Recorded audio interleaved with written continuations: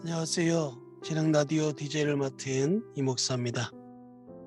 바쁜 일상을 보내시는 성도님들을 위해 오늘도 팬인가 제자인가 라는 책 가지고 성도님들과 함께 하겠습니다. 자, 볼륨을 적당히 높여주시고 이제 시작합니다.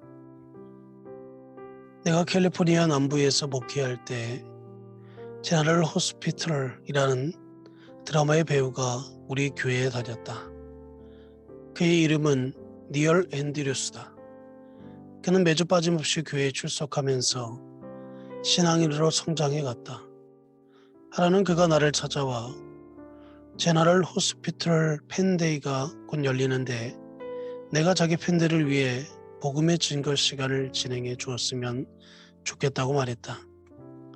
솔직히 나는 드라마를 별로 좋아하지 않는다. 그리고 복음 증거 시간 같은 모임은 되도록 피하려고 한다. 그럼에도 이번만큼은 참여하겠노라 약속했다. 하나님에 관해 아는 것과 하나님을 아는 것. 리얼은 제너럴 호스피털 팬데이를 위해 할리우드에 있는 한 호텔의 커다란 무도회장을 빌렸다. 거기서 나는 전국에서 몰려온 팬들에게 말씀을 전했다. 거기에 온 리얼의 팬이 수백 명에 달한다는 사실을 도무지 믿기지 않았다. 그는 그저 교회에서 매주 만나는 친구일 뿐이었다. 하지만 이 팬들에게는 전설적인 드라마에 나오는 전설적인 스타였다. 내가 도착했을 때 팬들은 리얼에 관해 가장 많이 알고 있는 사람을 뽑기 위해 치열한 경쟁을 벌이고 있었다. 다들 그에 관해 모르는 게 없었다. 팬들이 말하는 사실 중에 내가 모르는 사실이 태반이었다. 그들은 그가 태어난 곳이며 졸업한 고등학교, 자녀의 나이, 심지어 그의 음식 알레르기까지 줄줄이 깨고 있었다. 팬들이 그에 관해 나보다 훨씬 더 많이 알고 있다는 사실이 놀랍고 신기했다.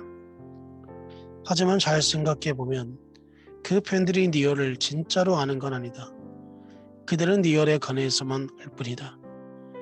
그들은 사소한 사실들을 알 뿐이지만 나는 그의 신앙 여정을 정확히 알고 있었다.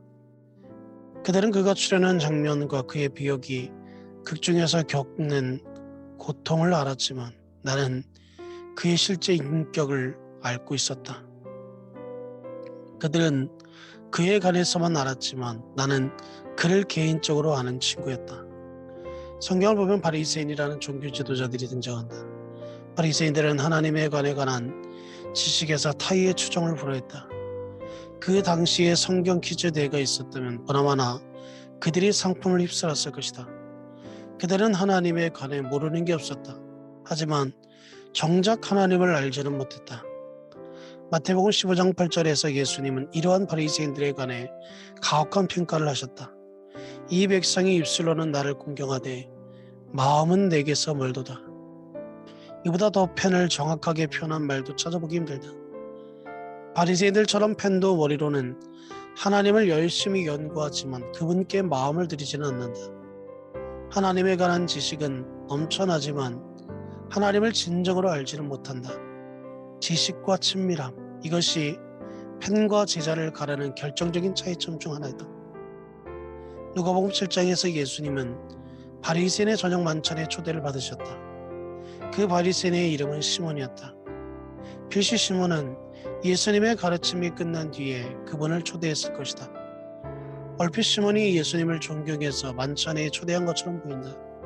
하지만 조금만 더 살펴보면 시몬은 존경심이 아니라 관례상 예수님을 초대한 게 분명하다. 이런 만찬에는 몇 가지 중요한 에티켓이 있었다. 예를 들어 귀빈이 오면 입맞춤으로 환영하는 것이 관례였다. 손님이면 손에 입을 맞추었다. 인사할 때 입맞춤을 빼먹는 것은 노골적인 무시다. 사람을 집에 불러놓고 아는 체도 하지 않는 것과 같다. 인사를 하지 않고 악수를 청하지도 않는 것이다. 고개도 끄덕이지 않고 인상만 찌푸리는 것이다. 1세기 중동 지방의 또 다른 에티켓은 발을 씻는 것이다. 식사 전에는 반드시 발을 씻어야 했다. 그런데 정말 귀한 손님이 찾아오면 주인이 직접 발을 씻겨주었다. 그렇지 않으면 종을 시켜 손님의 발을 씻기기도 했다. 반가운 손님이라 해도 아니라 해도 최소한 발 씻는 물은 주어야 했다. 정말 귀한 손님에게는 머리에 불 기름도 제공했다. 비싸지는 않아도 기름을 제공하면 손님을 귀히 여긴다는 뜻이었다.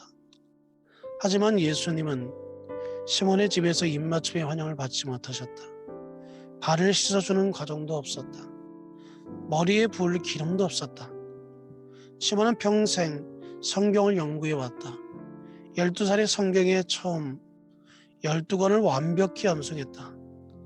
15살에는 구약 전체를 줄줄이 외웠다. 세상에 임할 메시아에 관한 300개 이상의 예언을 토시 하나 틀리지 않고 읊을 수 있었다. 하지만 정작 그는 눈앞에 앉아 계신 메시아를 알아보지 못했다. 입맞춤을 하지 않는 손과 씻지 않는 발과 기름을 붓지 않는 머리에 주인공이 메시아라고는 꿈에도 생각하지 못했다. 그는 예수님에 관해서는 모르는 게 없었지만 정작 예수님을 알지는 못했던 것이다. 안타까운 노릇이다. 지식과 친밀함을 혼돈하지 말라. 팬은 지식과 친밀함을 혼돈한다. 팬은 예수님에 관해 아는 것과 그분의 진정으로 아는 것을 구분하지 못한다. 교회 안에는 팬이 수두룩하다. 그것은 교회의 교육 방식이 지식만을 쌓아줄 뿐 친밀한 관계는 만들어주지 못하기 때문이었다. 생각해보라. 우리는 교과서로 성경 공부를 좋아한다. 우리는 성경 교과 과정을 진행하고 숙제를 한다. 미리 배포된 인쇄물에 메모를 하고 빈칸을 치우면서 설교를 듣는다. 그래서인지 설교를 수업이나 강의로 부르는 설교자가 많다. 어릴 적부터 교회 다닌 사람이라면 주일학교에서 교사에게 배웠을 것이다. 여름에는 여름 성경학교에 참여한다. 혹시 성경 퀴즈 대회에 참여해 본 적이 있는가? 이 대회의 승패는 성경 지식과 양과 손을 들거나 버튼을 누르는 속도에 달려 있다. 오해하지 마라. 하나님의 말씀을 공부하는 시간은 더없이 귀중한 시간이다. 예수님도 구약 성경을 수없이 인용하셨다. 그것은 그분이 그만큼 열심히 성경을 공부하셨다는 증거이다. 문제는 지식 자체가 아니다. 지식만 있고 친밀한 관계는 없는 상태다. 사실 상대방에 관해 잘 안다고 해서 반드시 상대방과 친하다고는 말할 수 없다. 물론 친밀한 관계일수록 서로를 많이 알아야 하는 것은 사실이다. 하지만 친밀함은 없고 지식만 있는 경우가 너무나도 많으니 문제다. 내가 아내와 친밀하다는 증거 중 하나는 아내에 관해 잘 안다는 것이다. 나는 아내가 사용하는 샴푸와 아내가 좋아하는 초밥을 알고 있다. 어떻게 하면 아내를 웃거나 울게 만들지도 않는다. 따라서 지식은 친밀함의 일부다. 하지만 지식이 있다고 해서 꼭 친밀함도 있는 건 아니다. 누가복음 7장의 바리새인과 오늘날의 많은 팬들이 그러하다. 그들과 마찬가지로 나도 오랫동안 예수님에 관한 지식을 친밀함으로 오해했다. 예를 들어 나는 말이 트이고부터 성경 66권의 이름을 순수대로 외웠던 것 같다. 그냥 외우는 게 아니라 한 번도 숨쉬지 않고 끝까지 외울 수 있었다. 한 번에 보면 성경 66권의 이름을 단숨에 순서대로 외우는 것이 얼마나 대단한 영적 능력인지 실감할 것이다. 그런데 말이다. 예수님은 그런 능력 따위에 아무런 관심이 없으시다. 예수님은 내 지식이나 재능에 감동하지 않으신다. 솔직히 예수님이 내 지식을 봐주셨으면 좋겠다. 심판의 날에 지식으로 천국행과 지옥행이 정해졌으면 좋겠다. 예수님이 우리 모두를 한자리에 모아놓고 말씀하신다. 자, 이렇게 하자. 성경 66권의 이름을 단숨에 말할 수 있는 사람은 다 이리로라. 기회는 2번까지 주겠다. 그래도 통과하지 못하는 사람은 저쪽으로 가라. 물론 예수님이 이러실 리야 없겠지만 이런 심판이라면 나는 자신이 있다. 그렇게 오랫동안 나는 지식만 있으면 제자인 줄 알고 살아왔다. 나는 기독교 집안에 태어나 주일 예배를 거의 빠져본 적이 없다. 아주 어릴 적부터 주기도문과 요한복음 3장 16절, 시편 23절을 달달이 외웠다. 5살쯤에는 엄마가 넥타이를 메고 교회 가라고 해서 울고불고 난리를 쳤다. 엄마가 참을성 있게 달래며 이유를 묻자 나는 눈물을 뚝뚝 흘리며 대답했다. 넥타이를 매면 설교를 해야 하잖아요. 13살 때는 아버지가 기가 막히게 만들어내던 침례 교회식 드라이 헤어스타일을 구수했다. 또한 나는 그리스도인 복장의 유행에 누구보다도 민감했다.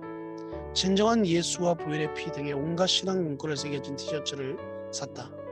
중학교 시절에는 마이클 조던의 포스터 옆에 예수님 사진을 걸어놓게 됐다. 당시 이 사진은 예수님과 나의 관계를 시각적으로 확인시켜주는 증거물이었다. 나는 조던의 팬인 동시에 예수님의 팬이었다. 나는 예수님에 관한 기록과 통계를 완벽히 외우고 있었지만 정작 그분을 알지는 못했다. 당시 당신이 내게 왜 예수님의 제자가 되지 못하고 팬에 머물렀느냐고 따진다면 나는 당신에게 성경 빨리 찾기 시합을 제기했을 것이다. 인용 배틀에서 나의 화려한 전적도 말할 수 없는 자랑거리였다. 인용 배틀은 상대방이 기권할 때까지 성경 구절을 인용하는 것이다. 춤을 추는 댄스 배틀과 똑같다. 나의 인용 배틀 실력은 영화배우 벤 스틸러의 댄스 배틀 실력에 버금간다. 어린 시절에 나는 종교적 전통과 도덕적 법규를 잘 지키면 예수님의 제자라고 생각했다. 나는 술을 입에 대지 않고 욕을 최소한 입 밖으로 내지 않았으니 누가 뭐래도 예수님의 제자였다. 사실 나와 친구들은 기독교식 욕을 만들어낼 정도로 헌신적인 제자였다. 그래도 나를 제자로 인정하지 못하겠다면 기독교 야구 캠프에서 받은 영적 리더십 성장을 보여줄 수밖에 없다. 교회 캠프에서 그 주에 캠프 참여자를 뽑을 때 차속으로 뽑혀 받은 리본이 있다. 캠프 대장의 아들이 1등상을 받았을 때 얼마나 분했는지 모른다. 우리는 그 녀석을 사기꾼이라고 불렀다. 나는 예수님과 진정한 관계보다는 예수님에 관한 지식만을 뽐냈다. 하지만 친밀한 관계 없이 지식만 있다면 결국 팬일 뿐이다. 이것으로 이 목사가 추천하고 대신 읽어주는 재능 라디오 5번째 시간을 마치겠습니다. 다음 시간에 또 뵙겠습니다. 감사합니다.